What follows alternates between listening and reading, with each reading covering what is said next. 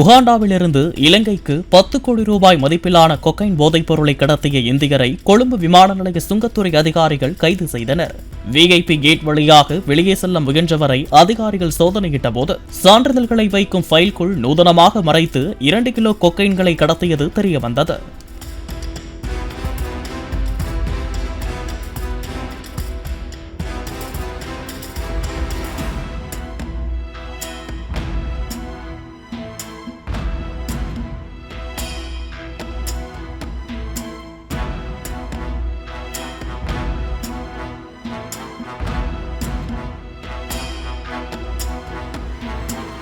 Play store மற்றும் app ஸ்டோரில் இருந்து பாலிமர் செயலியை QR கோடு மூலம் பதிவிறக்கம் செய்யுங்கள். செய்திகளை உடனுக்குடன் பெறுங்கள்.